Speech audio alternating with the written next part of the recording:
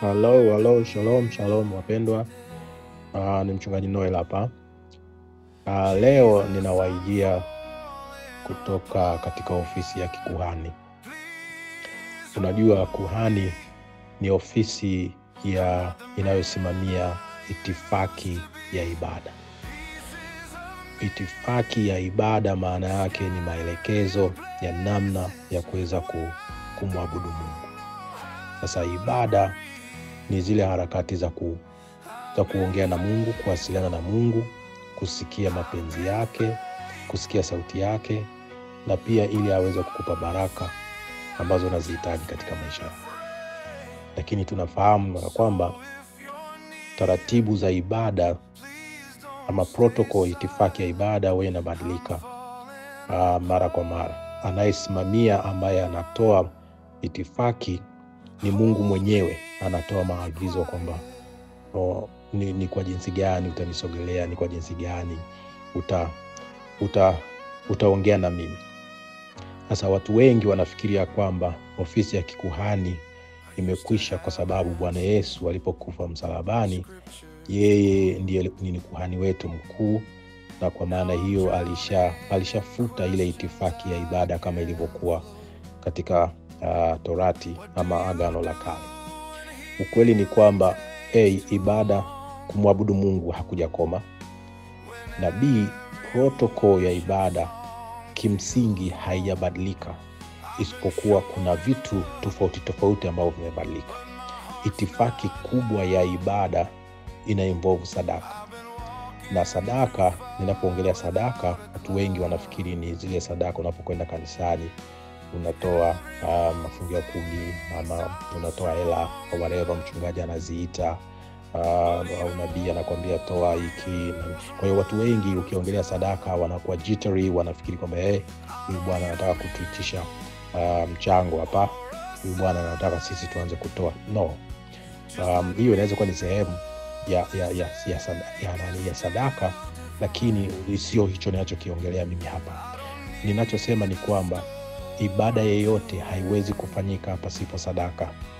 Sadaka, mfumo wa kutoa sadaka, yani umuhimu wa kutoa sadaka haujaondoka kwenye utaratibu wa ibada. Kilichobadilika ni aina ya sadaka, mahali pa kutolea sadaka, na namna ya kutoa sadaka. Hicho ndicho ambacho kimebadilika.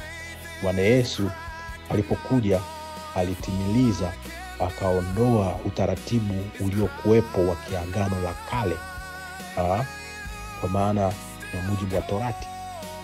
Yeye hakuja kuitangua Torati, bali alikuja kuitimiliza. Lakini hiyo haimaanishi kwamba aliondoa umuhimu wa ibada, na aliondoa itifaki ama umuhimu wa sadaka kama sehemu kubwa ya ibada. Sasa Bwana Yesu alipokufa msalabani, yeye alitimiza hiyo Torati, lakini aka-initiate utaratibu, itifaki mpya. Kwenye Agano la Kale kulikuwa na maagizo, kulikuwa na amri kwa mujibu wa Torati. Lakini Bwana Yesu alipokuja alileta commandment zake, alileta amri mpya, alileta protocol mpya ya ibada.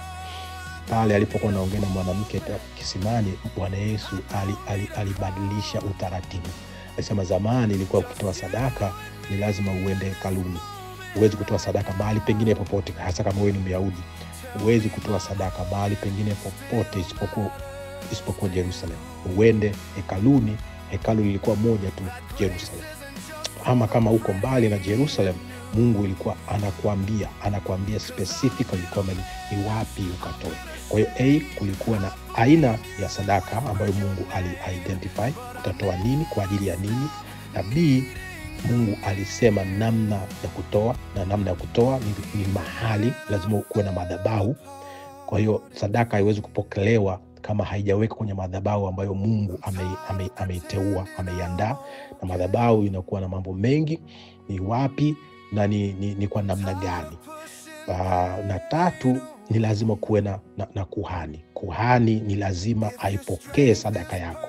Kwa hiyo sadaka hata kama imetolewa kwa usahihi kiasi gani, pasipo kuhani, hiyo sadaka haiwezi kupokelewa. Sasa Bwana Yesu alipokuja alibadilisha utaratibu, asema sio lazima uende Jerusalem for example.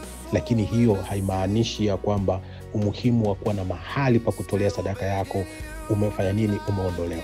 Na pili, kuna aina ya sadaka. Amri za aina gani ya sadaka unapaswa kutoa. Enzi zile watu wanatoa mbuzi, walikuwa wanatoa ng'ombe, unaona, ili uweze sadaka yako ipokelewe kama ni sadaka ya dhambi au whatever. Okay?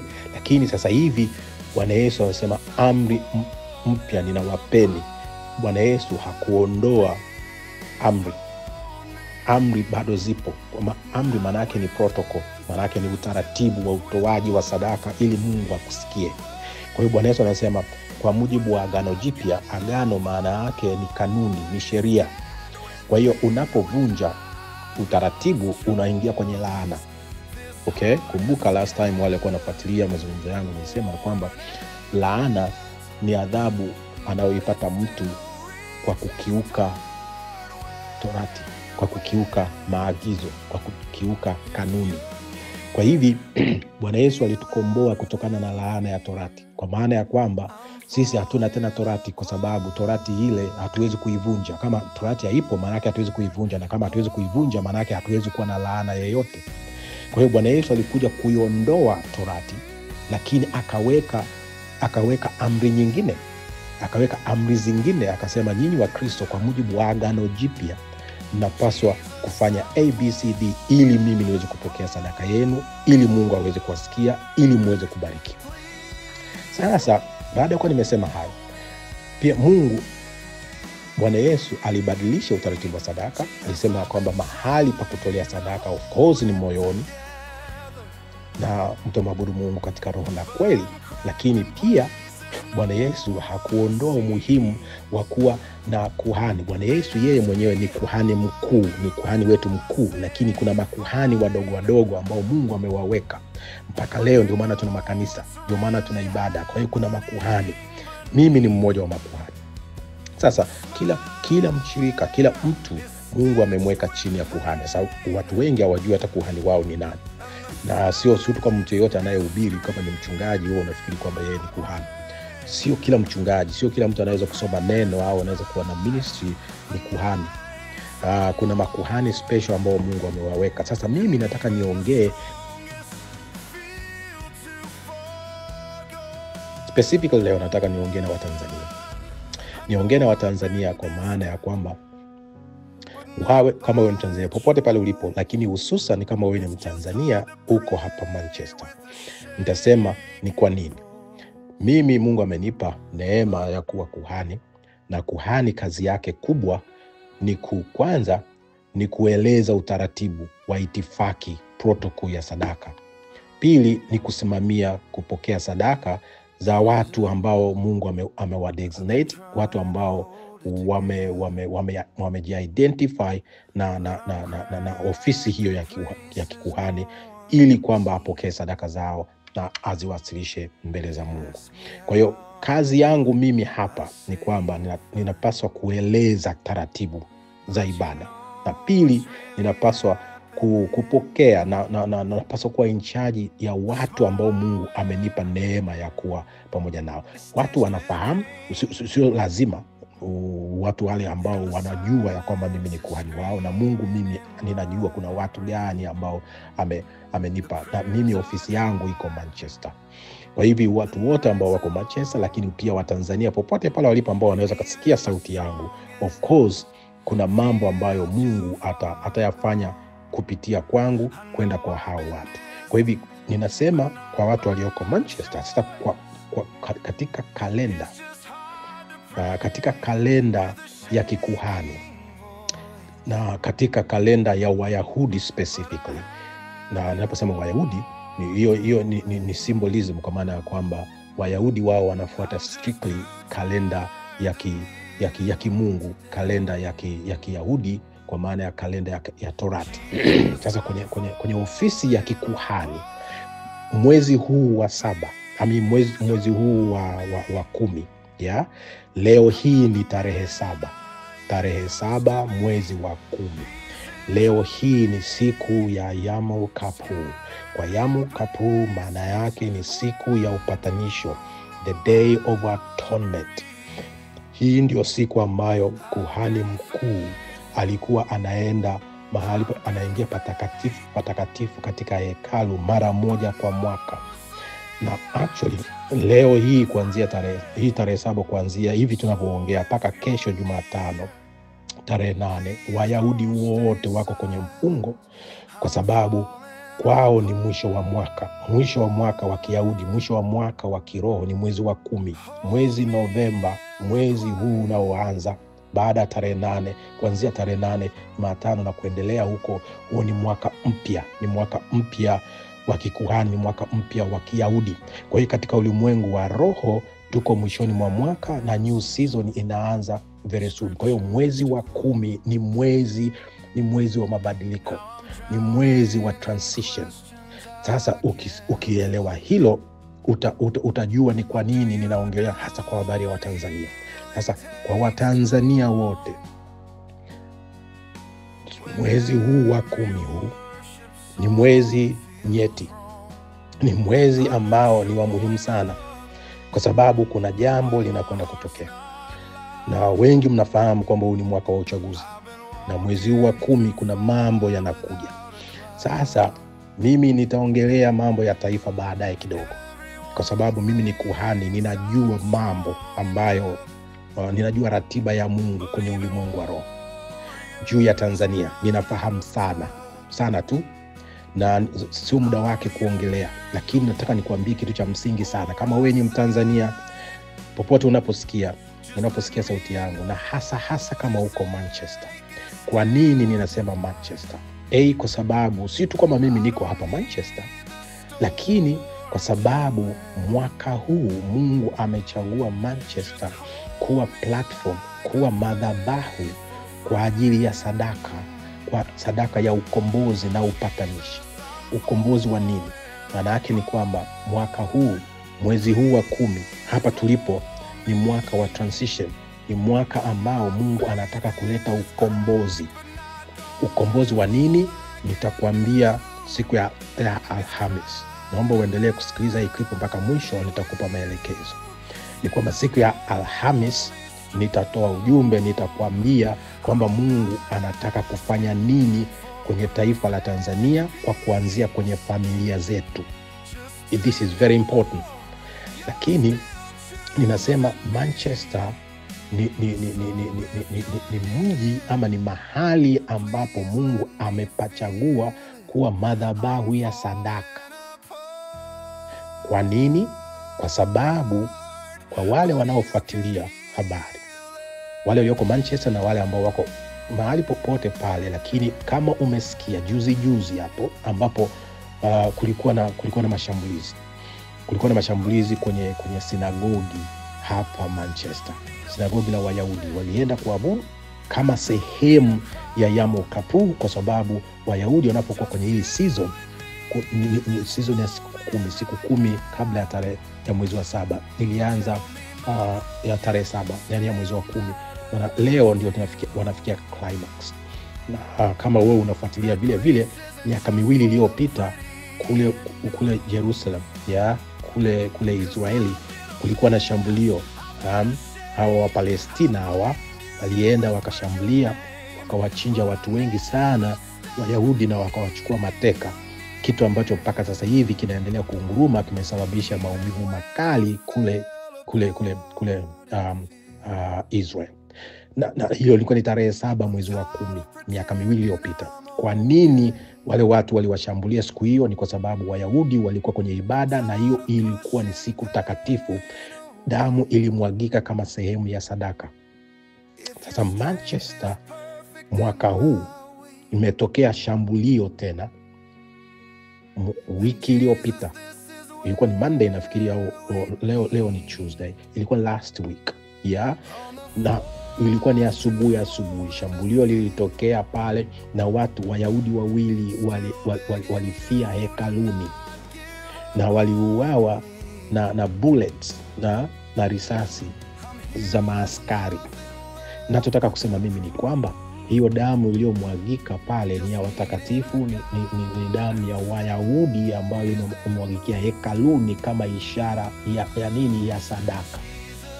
Sasa maana yake ni kwamba kwa nini shambulio lile hapa Uingereza na mahali pengine popote duniani so far hakuna shambulio ambalo limetokea hekaluni zaidi ya Manchester?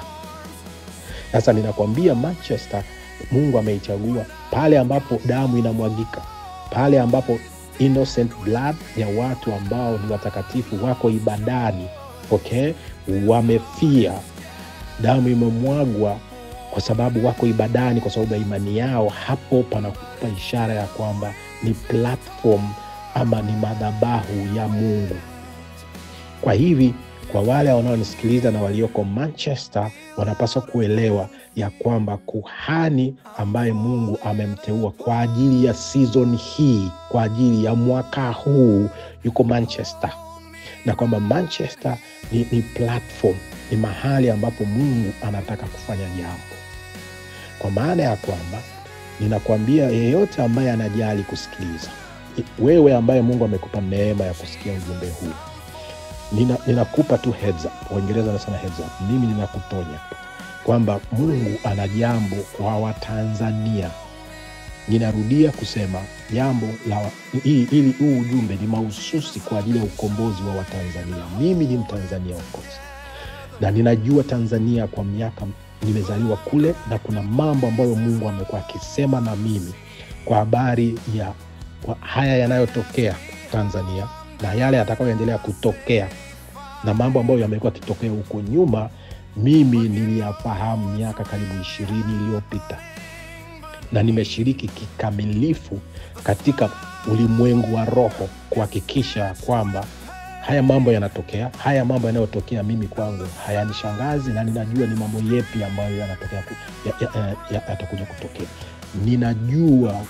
Ninajua ratiba ya Mungu juu ya kwa mustakabali wa Watanzania wote walioko ndani ama nje ya Tanzania.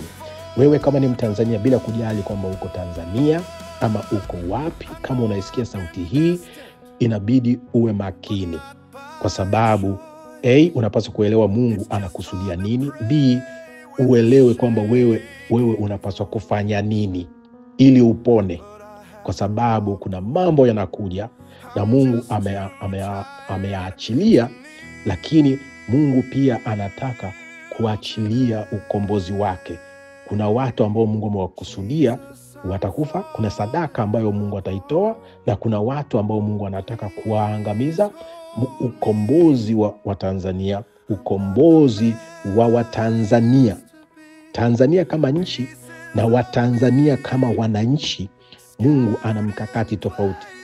Na kwa wale ambao wamekuwa kifuatilia jumbe zangu, na hasa wale walioko kanisani kwangu, wale ambao tuko pamoja, niliwaambia kwamba huu ni mwezi wa ukombozi wa kifamilia.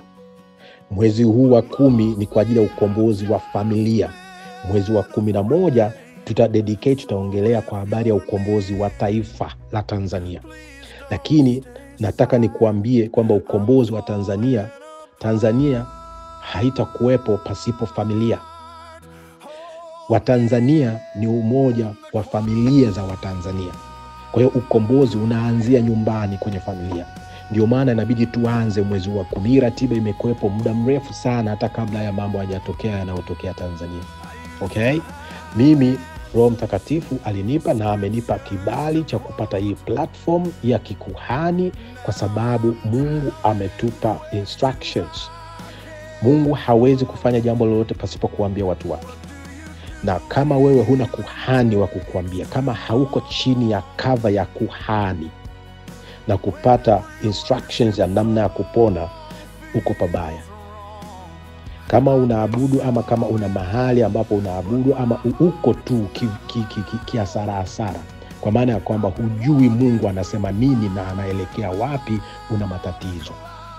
Kwa hivi mimi niko hapa si kwa sababu sijajiteua mimi, na wala sijaomba hii nafasi. Mungu kanipa hii nafasi, Mungu kanipa hii platform Manchester. Mimi nimekuwa off kwa muda mrefu sana kwenye ofisi ya kichungaji na kwenye ofisi ya kikuhani. Sijakaa huko kwa muda mrefu zaidi ya miaka 15. Sasa hivi Mungu amenipa kibali, nimepata platform hapa Manchester wiki chache zilizopita. Kwa wachache wanaonifahamu, nimekuwa mchungaji wa kanisa hili hapa Manchester wiki 2-3 zilizopita. Na Mungu amenileta hapa kwa makusudi ili kupreserve Watanzania walioko hapa, walioko ughaibuni na walioko nyumbani Tanzania. Kwa hivi kama unajali maisha yako, kama unajali uhai na mustakabali wa familia yako na in extension nchi yako, ni vizuri usikilize hii sauti inayosema sasa hivi. Siku ya Alhamis nitakuambia kitu fulani. Nitatoa maelekezo fulani ambayo yatahusu Jumapili ijayo. Jumapili ijayo tutakuwa na kitu mahususi. Wale watakao kuja Manchester, kuna jambo ambalo, kuna instructions ambazo nitazitoa kwa wale watakao kuja tu pale Manchester. Taarifa zingine sitazitoa hadharani huku unless Mungu anipe ruksa. Na mimi si kwamba niko hapa kwa ajili ya kujichotea umaarufu au kwa ajili ya kukuza kanisa. That is not my business. Business yangu mimi ni kwamba Mungu ameniita, amenipa ujumbe na amenipa kazi. Na hiyo kazi mimi nimeianza muda mrefu. Nilienda Tanzania, nimekaa huko, na sasa hivi nimerudi hapa, niko hapa kwa muda, na Mungu amenipa kibali, amenipa ofisi ya kuweza kufanya yale ambayo ameniagiza. Kwa hivi kama unataka uponyaji kwako binafsi, kama unataka uponyaji, unataka spiritual cover kwa familia yako, jikite kusikiliza siku ya Alhamis. Siku ya Alhamis nitatoa ujumbe, and then kwenye huo ujumbe utapata maelekezo ya namna ya kufanya Jumapili ijayo. Kuja hizi Jumapili 3 zinazokuja, Jumapili ya tarehe 12, Jumapili ya tarehe 19 na Jumapili ya tarehe 26. Hizo ni Jumapili very special ambazo zitapelekea mwisho wa mwezi huu. Na mwisho wa mwezi huu, hiyo tarehe 26 itakuwa ni climax ambayo hujapata kuona. Na baada kwa nimesema hayo, wapendwa, mimi nikutakie baraka za Bwana. Tega sikio lako, nitarusha jumbe hizi katika platform hizi, lakini in most cases kwenye platform ya YouTube maybe, lakini pia kwenye ukurasa wa Facebook. Vinginevyo, Mungu awabariki. You have a great day. I love you, and take care. Bye.